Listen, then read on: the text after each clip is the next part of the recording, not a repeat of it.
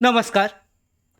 महाराष्ट्रामध्ये पाहू शकता जवळजवळ 21 आणि 22 तारखेपासून मान्सूनच्या चांगल्या पावसाला सुरुवात झाली होती. 22 तारखेपासून त्याच्यानंतरनं 23 तारखेची संध्याकाळ आणि 24 तारखेच्या सकाळी मुसळधार असा पाऊस जो आहे महाराष्ट्रामध्ये विशेषतः मुंबई, कोकण किनारपट्टीमध्ये झाला होता.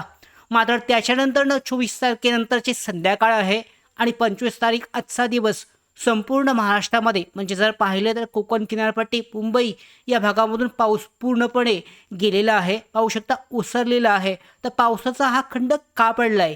आत्ताच सुरू झालेला हा मान्सून लगेच का थांबला आहे? हे आजच्या व्हिडिओमध्ये सगळ्यांना महत्त्वाचा असा प्रश्न पडला असेल की आत्ता हा जो पाऊस आहे हा थांबलेला आहे. अजून किती दिवस हा पाऊस थांबणार आहे आणि पाऊस थांबण्याचं कारण काय आहे? त्याचबरोबर सध्या कोणकोणत्या भागामध्ये पाऊस सुरू आहे आणि कोणत्या तारखेपासून मुंबईसह कोकण किनारपट्टी संपूर्ण महाराष्ट्रामध्ये पुन्हा एकदा जोरदार पावसाला सुरुवात होईल. तर याबाबत आजच्या व्हिडिओमध्ये महत्त्वाच्या अशा अपडेट जाणून घेणार आहोत. व्हिडिओ शेवटपर्यंत पहा. त्याचबरोबर नवीन असाल महाराष्ट्राचं हवामान अपडेट तर यूट्यूब चॅनलला सुद्धा सबस्क्राईब करायला विसरू नका, म्हणजे पावसाच्या हवामानाच्या सगळ्या अपडेट तुमच्यापर्यंत वेळेवर पोचतील. तर सगळ्यात पहिल्यांदा आपण सॅटेलाईट जो मॅप आहे आजचा लाईव्ह ह्या मॅपपासून सुरुवात करूयात. तुम्ही पाहू शकता कोणकोणत्या भागामध्ये महाराष्ट्राच्या पावसाचे ढग दिसत आहेत. तर इथे पाहिलं तर जळगावमध्ये मुसळधार पाऊस जो आहे हा जबरदस्त पाऊस त्या भागामध्ये झालेला आहे. विदर्भातील भाग आहे नागपूर. त्याच्यानंतर इकडे इंदोर मध्य प्रदेशच्या भागामध्ये गेला आहे. याच्यानंतर विदर्भाचा हा भाग थोडासा सोलापूरच्या वरच्या भागामध्ये सुद्धा इथे ढग दिसत आहेत. पुण्याच्या वरच्या भागामध्ये आहेत. मात्र त्याच वेळेला जर तुम्ही हा जर भाग पाहिलात, हा जर संपूर्ण भाग पाहिलात, यामध्ये मुंबई आहे, कोकण किनारपट्टी हा संपूर्ण कोरडा झालेला आहे. या भागामध्ये कोणताही पाऊस सध्या दिसत नाहीये. तुम्ही जर प्रिस्क्रिप्शनचा मॅप पाहिलात तर यामध्ये सुद्धा स्पष्ट दिसते थोड्याफार प्रमाणामध्ये काही भागांमध्येच फक्त हलक्या पावसाच्या सरी झालेल्या आहेत. बाकी संपूर्ण हा जो भाग आहे हा कोरडा राहिलेला आहे. अगदी थोड्याफार प्रमाणामध्ये पाऊस काही ठिकाणी झाला आहे. मात्र त्याच वेळेला आपण जी परवाच्या दिवशीची अपडेट दिली होती त्यानुसार पाहू शकता हा जो कमी दाबाचा पट्टा या भागामधून पुढे इकडे सरकल्यामुळे विदर्भामध्ये अजूनही पाऊस जो आहे या भागामध्ये सुरू होता. मध्यम स्वरूपाचा पाऊस सुरू होता. तर आता सगळ्यांच्या मनामध्ये प्रश्न आहे की नक्की कोणतं कारण आहे, काय कारण आहे की पावसामध्ये खंड पडलाय आणि पाऊस कधीपासून सुरू होऊ शकतो. तर त्यासाठी ही पुढची जी सॅटेलाईट मॅप आहे, ही इमेज आहे, हे खूपच महत्त्वाची आहे. पाहू शकता यामध्ये मी दाखवणार आहे. तर या मॅपमध्ये तुम्हाला समजून येऊ शकतं की नक्की कोणत्या कारणामुळे हा जो खंड आहे हा पडलेला आहे. पाहू शकता हा जो उपग्रह मॅप दिसतोय हा कोणत्या भागातला आहे तुम्ही सुद्धा पाहू शकता. जपान या भागामधला. इथे पाहू शकता टोकियो, सिओल आहे. तर या भागामध्ये पाहू शकता 2 चक्रीवादळ, सध्या एक चक्रीवादळ आहे याचं नाव आहे मेखला. हे जे चक्रीवादळ आहे जपानच्या या सीमेवर आहे, जपानच्या समुद्रामध्ये. त्याचबरोबर पाहू शकता फिलिपाईन्सच्या समुद्रामध्ये सुद्धा एक कमी दाबाचा पट्टा चक्रीवादळाचं रूप दिसतंय, सायक्लोनिक स्टॉर्म दिसतंय. तर यामुळे काय झालेलं आहे पाहू शकता हा जो भाग आहे हा महाराष्ट्रापासून किंवा भारतापासून खूप दूर आहे.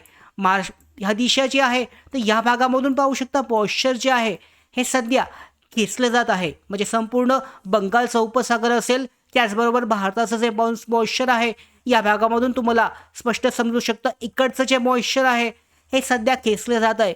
कारण हा चक्रीवादळाचा पट्टा जो आहे सध्या या भागामध्ये स्थिर आहे आणि या कारणामुळे वारे खेचल्या गेल्यामुळे पाऊस जो आहे सध्याच्या भागामध्ये आपल्याला कमी दिसतोय.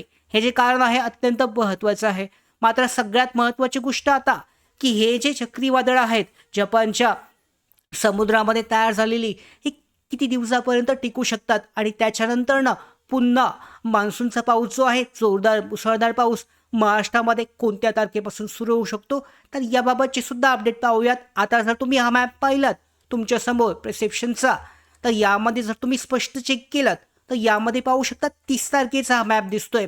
म्हणजे जर पाहिलं तर रविवारपासून म्हणजे रविवारी तारीख किती आहे तुम्ही पाहू शकता.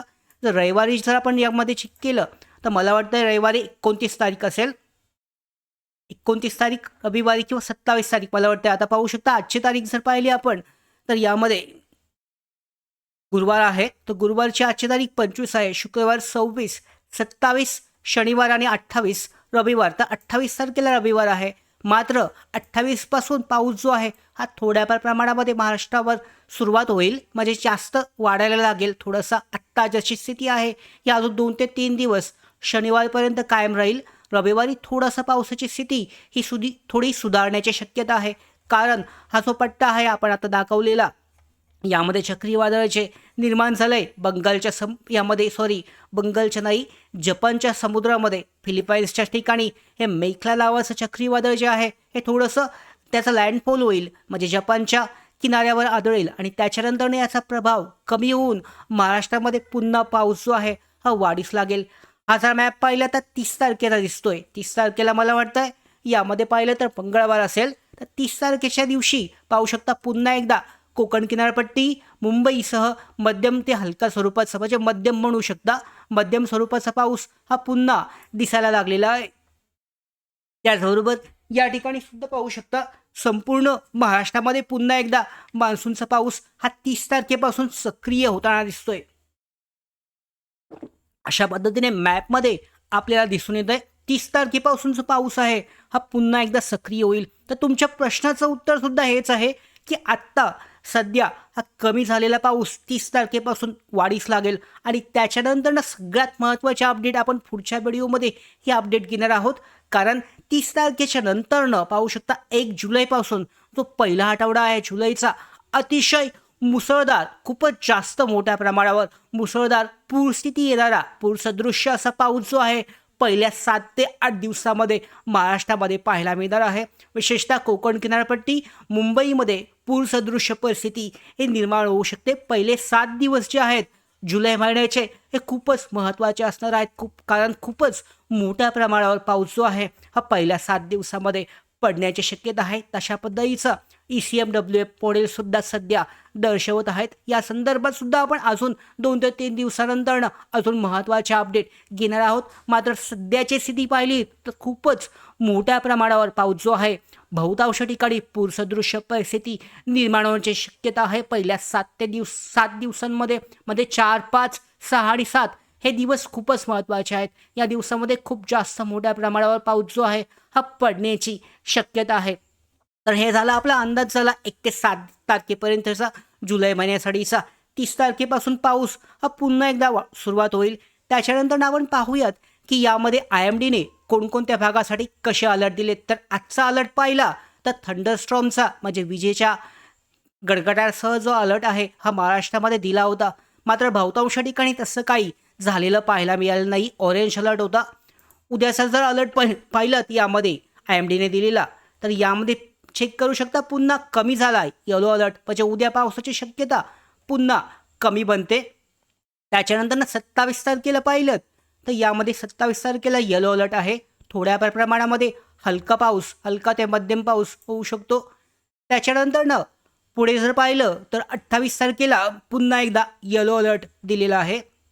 आणि शेवटी यामध्ये 29 तारखेला जर पाहिलं तर पुन्हा एकदा येलो अलर्ट आहे. मात्र 30 तारखेनंतर परिस्थिती ही खूप मोठ्या प्रमाणावर बदलेल आणि त्याच्यानंतर मोठ्या प्रमाणावर असा जबरदस्त असा पाऊस जो आहे 30 तारखेपासूनचा ते पाहू शकता पूर्णपणे 8 जुलैपर्यंत हा जो पाऊस आहे अतिशय मुसळधार असा पाऊस जो आहे कोकण किनारपट्टी यामध्ये, त्याचबरोबर मुंबई असा सगळा जो महाराष्ट्राचा हा भाग जो आहे, हा भागातला दाखवला जो कोरडा आहे, या भागामध्ये पडण्याची शक्यता आहे.